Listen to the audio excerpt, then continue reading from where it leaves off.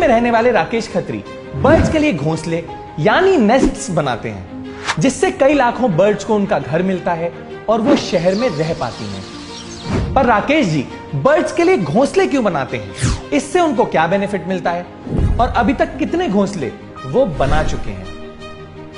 हम सबको याद होगा कि कैसे बचपन में हमारे घरों के आसपास बर्ड्स आती रहती थी, पर फिर पेड़ कटते गए और बिल्डिंग्स, फैक्ट्रीज, इंडस्ट्रीज कंस्ट्रक्ट होती गई। और क्योंकि बर्ड्स अपना घोंसला ज्यादातर पेड़ पे ही बनाती हैं, तो बर्ड्स सिटीज से विलेजेस की तरफ जाके बसने लगी। हम सब ने इस प्रॉब्लम को नोटिस किया, पर राकेश जी ने इस प्रॉब्लम को सिर्फ नोटिस ही नहीं किया, बल्कि इस प्रॉब्लम को सॉल्व करने की रिस्पॉन्सिबिलिटी उठाई। मेरा बचपन पुरानी दिल्ली की गलियों में बीता। मकानों के अंदर खूब झरोकेदार मकान होते थे, हवा के आने जाने के लिए छोटे छोटे रोशनदान भी होते थे, जिनसे अच्छे अच्छे बर्ड्स अंदर आके अपने घोंसले बनाया करते थे। पंखों के जो कोठर होते हैं उसमें और स्विच बोर्डों के अंदर घर बनाया करती थी। तो मेरे घर के बड़े बूढ़ों की पहली इंस्ट्रक्शन यही होती थी कि पंखा ज्यादा नहीं चलाओगे, अगर चिड़िया कट गई तो तुम्हारे कान काट दिए जाएंगे।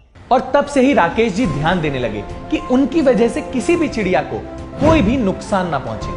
पर फिर जब राकेश जी पुरानी दिल्ली से अशोक विहार जाके शिफ्ट हो गए, तो उन्हें एक बहुत बड़ा चेंज एक्सेप्ट करना पड़ा। अशोक विहार में जहाँ पहुंचे तो हमने धीरे धीरे देखा डेवलपमेंट इतनी तेजी से शुरू हो गई थी, पेड़ कटते जा रहे हैं, मकान बनते चले जा रहे थे और चिड़िया दिखनी बिल्कुल बंद हो गई थी। मकानों में कोई भी ऐसी जगह नहीं होती थी जहाँ चिड़िया अपना घर बनाए। अब क्योंकि राकेश जी का जुड़ाव बचपन से ही चिड़ियाओं के साथ काफी था, तो उन्होंने डिसाइड किया कि वो बर्ड्स को वापस बुलाने के लिए खुद अपने हाथों से घोंसले बनाएंगे।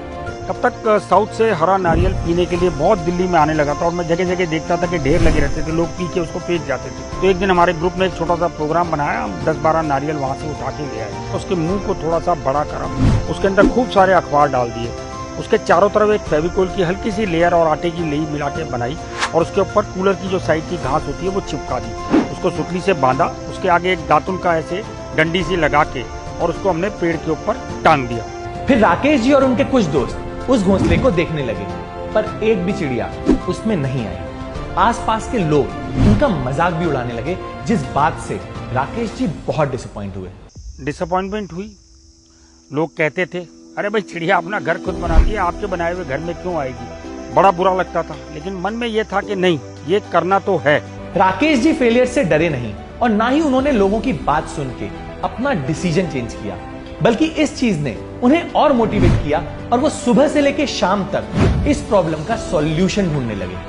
तो एक दिन मैंने एक चिक वाले को देखा जो चिक की पतली पतली डंडियों से चिक बना रहा था। विचार कौंधा कि यार ये चिक की डंडियों से बहुत कमाल हो सकता है, और वो चिक की डंडियां हमने उससे ले ली खूब सारी और उनको खूब राउंड शेप में करा, उसको धागों से बांधा, उसमें एक छोटी सी चूड़ी लगाई। चूड़ी लगा के जब वो ग्लोब की शेप में बन गया, उसके ऊपर टाट पट्टी जो होती है वो लगाया, उसको ऊपर से रस्सी से बांधा, उसमें एक छोटा सा छेद किया और उसके ऊपर नारियल का पूरा जूट लगा दिया। इस बार राकेश जी काफी पॉजिटिव थे, तो उन्होंने इस नेस्ट को लगाया और बर्ड्स के आने का वेट करने लगे।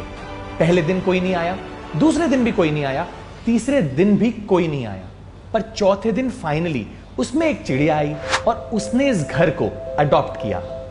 उसके बाद जब वो घोंसला उन्होंने अडॉप्ट कर लिया तो मोहल्ले के लोगों ने कहा, भाई हमें भी दो यार, हम भी लगाएंगे अपने घर के पास।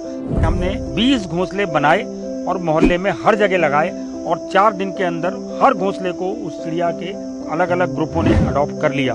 किसी को आशियाना देना, इससे बड़ी ब्लेसिंग जिंदगी में और किसी को नहीं मिल सकती जो मुझे मिली। राकेश जी ने सोचा कि वो घोंसला बनाने के इस काम को सिर्फ अपने तक ही नहीं रखेंगे, बल्कि और लोगों को इसके लिए ट्रेन करेंगे। तो मैंने स्कूल्स के साथ काम करना शुरू करा, वर्कशॉप का। कॉर्पोरेट्स ने बुलाना शुरू करा, धीरे धीरे RWs ने बुलाना शुरू करा। 80 साल से लेकर के 6 साल तक के बच्चों ने हमारी वर्कशॉप अटेंड करी और सबसे ज्यादा खुशी उनको तब होती है कि आपके बनाए हुए किसी आशियाने के अंदर किसी दूसरे ने आके अपनी जगह बनाई, उसमें अपने बच्चे दिए, बच्चे देने के बाद जब उड़ गए तो दूसरे किसी पंछी ने उसको अडॉप्ट कर। राकेश जी अभी तक 2,50,000 बच्चों, बड़ों और बूढ़ों को घोंसला बनाने की ट्रेनिंग दे चुके हैं, जिससे कुल मिला के 1,25,000 घोंसले उन्होंने खुद या फिर उनकी ट्रेनिंग की वजह से बनाए गए हैं। अभी इस साल वर्ल्ड बुक ऑफ रिकॉर्ड ने उसके अंदर हमारे 1,25,000 घोंसलों का सर्टिफिकेशन जारी किया है। लिम्का बुक में 2 बार हमारा नाम है। हाउस ऑफ कॉमन्स लंदन के अंदर हमें ग्रीन एप्पल अवार्ड मिला, जो कि स्पैरो कंजर्वेशन के लिए बेस्ट था। ताइवान से सुपर मास्टर ने हम लोगों को इस साल कंपैशन का बेस्ट प्राइज दिया।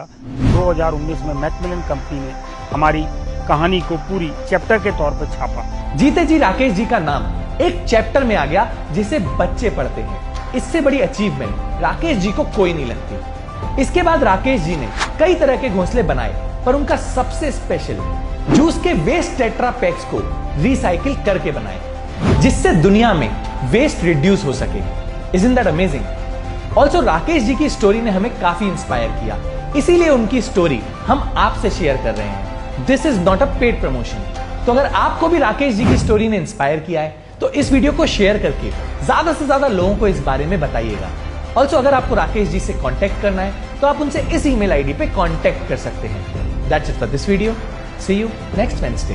हम ऐसे ही एनवायरमेंट अवेयरनेस पे फिल्म्स बनाते हैं, तो अगर आप एनवायरमेंट को लेकर थोड़ा सा भी सीरियस हैं और उसे सेव करना चाहते हैं तो आप इकोफ्रीक्स नाम के फेसबुक ग्रुप को ज्वाइन कर सकते हैं। इसमें हम ऐसे लोगों की कम्युनिटी बनाना चाहते हैं जो एनवायरमेंट के बेटरमेंट के लिए कुछ कर रहे हो। तो अगर आप किसी ऐसे को जानते हैं या आप खुद कुछ ऐसा कर रहे हैं तो आप इस ग्रुप में जाके पोस्ट कर सकते हैं, सो दैट और लोगों को इसके बारे में पता चले। लिंक डिस्क्रिप्शन में मेंशन है। Thank you and take care.